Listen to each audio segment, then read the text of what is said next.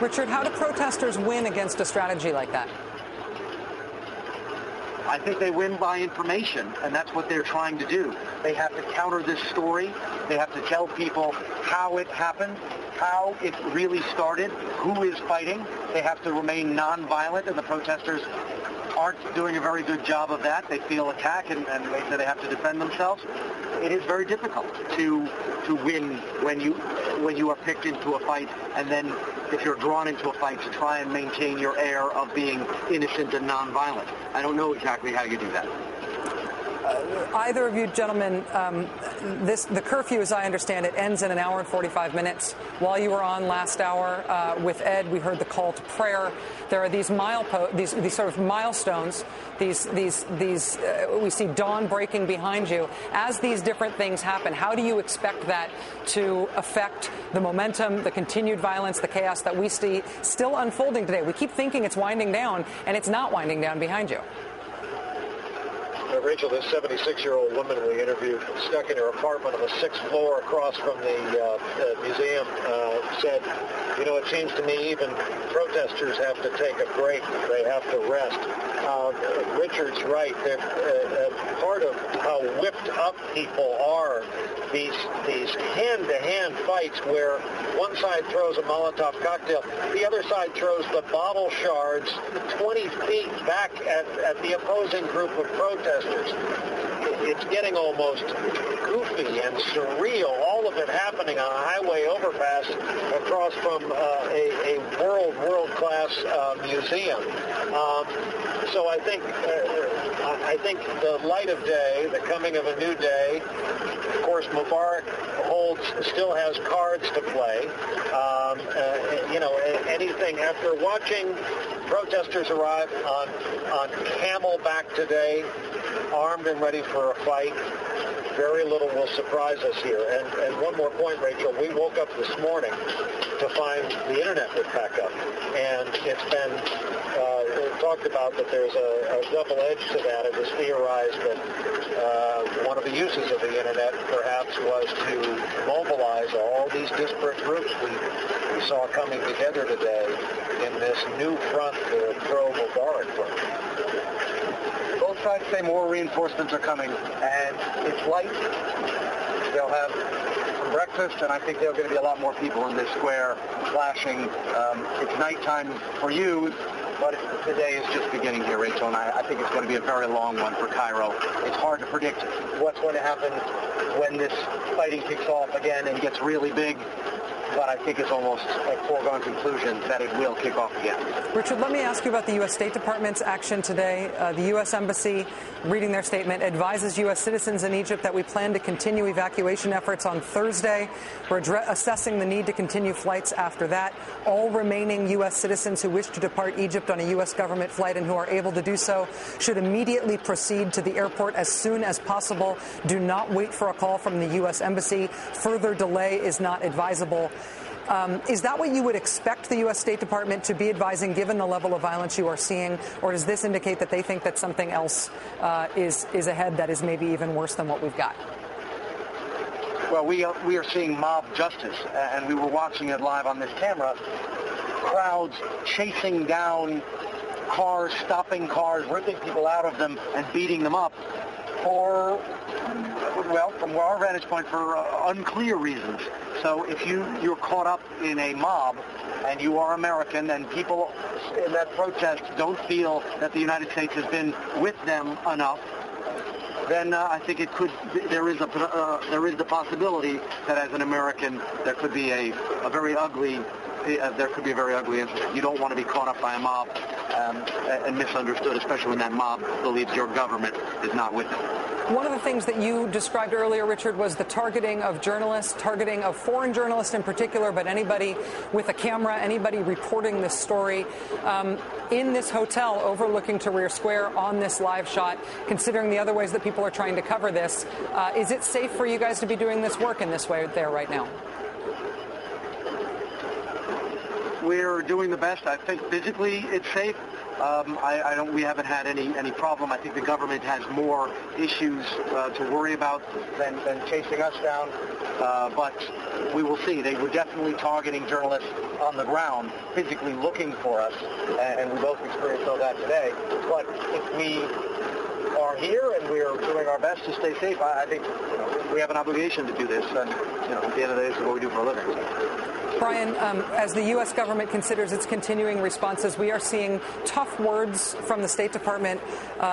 State Department spokesman P.J. Crowley today calling out the what he described as thugs. We don't know who unleashed these thugs on the streets of Cairo. They have been identified as supporters of the government. The president's remarks have been diplomatic, but they've been becoming increasingly stern. To what level can the United States escalate its concern, its intervention, and its action?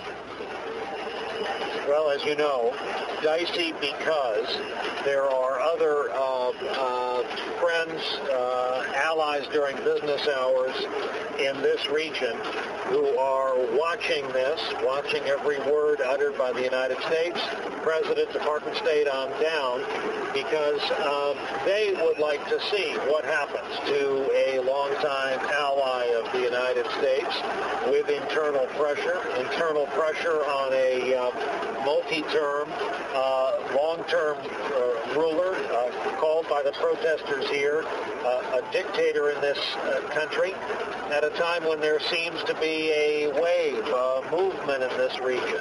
King of Jordan says, 36 hours ago, you know what? I think we need a new government, and I hope you all agree with me. I think we could probably use a new prime minister and a nice big course correction. Excuse me. And Richard, you and I were talking yesterday. The government of Kuwait, out of nowhere, gave citizens $3,000. Yeah. There is a ripple effect across the region. Thank you, Brian. People in this, governments in this region, particularly ones that have been in power a long time, are very, very frightened. Just recently, we've seen Syria back away from cutting food subsidies. We saw Libya doing the same thing. Egypt, although it didn't have much of an impact, held an urgent economic summit to try and work on food prices. The president of Yemen said he won't run again for elections. The government of Tunisia has fallen. This is all just in the last month. This is one of the most tumultuous and politically significant times in the Middle East in a generation, at the very least. As protesters in other countries watch what's happening tonight in Egypt, when they see the violence that was essentially predicted by President Mubarak before it happened, and then right on cue, it started the next day at daybreak. Is this a warning shot across the Middle East? Is Mubarak, in essence, instructing other leaders who may feel challenged by their protest movements that this is the thing that can stop them, at least, that this is what can change momentum? And it is frightening, sending a frightening message as well to the people. The people of Tunisia rose up, and it seemed almost painless if you watched it on television. Oh, they got, a little bit of tear gas. They had some casualties, not an overwhelming number. I'm not trying to make light of the Tunisian casualties, but it was a relatively peaceful and quick uprising, and it looks painless. So I think this is the way of sending a message to the Egyptian people that it won't happen so easily here, if at all, which sends that kind of message to other countries. Algeria, for example. Many Algerians are unhappy with their government. The country went through a horrible civil war. 100,000 people died. If they looked at Tunisia, maybe they would think, well, we can do that. But if they look at Egypt and they see that the main square has now been on fire with exchanges of Molotov cocktails, they might back away. What do you think will make the most difference tomorrow and the day after in terms of whether or not Mubarak leaves or stays? U.S. pressure and the Army's loyalty. If the Army decides that this is a good idea, that gives it a pretext to come in and clean up the situation once and for all and have a crackdown, or if the Army decides that the almost 83-year-old president has gone a step too far and is sending his country into armed conflict for his own legacy. The Army's calculation on the strategic value of this and the U.S. pressure, I think, and of course what happens here. And Rachel, one other aspect I was told today by a senior administration official reminded today that in a circumstance like this, some of the talking is military to military. It's impossible to spend any amount of time at one of our service academies in the United States without eventually seeing the markings of every worldwide army that has any affiliation, any relationship with the United States, and the Army of Egypt and its generals are no exception. Ties among general officers are pretty deep, and it's been reported, no secret here, that among the talks going on between the United States and Egypt is the attempt to keep back-channel conversations going at the Department of Defense, our Pentagon level, and between very, very senior-ranking general officers who've had associations together for years. One of the things that Americans have learned, Brian, over the past week is just how much aid Egypt gets from the United States, second only to Israel. They have the 10th largest army in the world because, in part, we fund it so well, and they have their tanks are American tanks, their fighter jets are American fighter jets. We've all learned about that. It's been a crash course. We know the military ties are close, but why is U.S. pressure so crucial? Is the U.S. position on this so important to what happens in Egypt just because of that money, or is the influence to be understood as something greater than that? Money, influence in the region, the history, especially of the relationship between, to pick a number, the last 5 American presidents and Hosni Mubarak, which has before it the history of the U.S. And previous administrations here in Egypt. Anwar Sadat, remember his closeness to American presidents, the role he had just played prior to his assassination here in Cairo on a critical date for the people of this country. So I think there is no other single country that could rise up, make a statement, utter a word about this that would have the gravity, that has had the gravity, as has the United States. There's quibbling over the figure, 1.3 billion, 1.5 billion, 1.8 billion. You're right. You go on the ground, those tanks are of U.S. design. We see U.S. fighter jets overhead sporadically.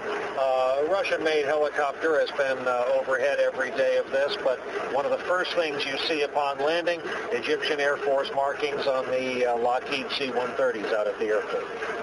NBC Nightly News anchor and managing editor Brian Williams, NBC's chief foreign correspondent Richard Engel. We are very, very, very grateful for you guys staying up through the dawn with us from Cairo. Stay safe, you guys, and thank you. Thanks, Richard. Brian Williams and Richard Engel joining us live from Cairo as dawn breaks over just a remarkable scene. One of the things that was evident and incredibly alarming for those of us who are in the news business today was to see the protests and the protesters, and in particular the pro-Mubarak forces, which you can call protesters or not, depending on your perspective. Seeing them turn to target journalists, so that journalists were being put in danger today, not because they were in a dangerous place, not because they were potentially caught in the crossfire, but because they were being targeted by virtue of the fact that they had cameras, that they were reporting this scene. That scene as such a dangerous development, such a dangerous channel of what's happening in Egypt to the rest of the world. That what appeared to be pro-Mubarak forces just went after reporters and cameramen and crews and producers over and over and over again. It is a sobering thing for those of us in this business. It makes us all the more thankful for our colleagues who are there. It tells you that they are doing so at risk to themselves, but also that they're doing it because it's really important. Sometimes it takes somebody trying to kill you for doing your job to make you realize how important that job is.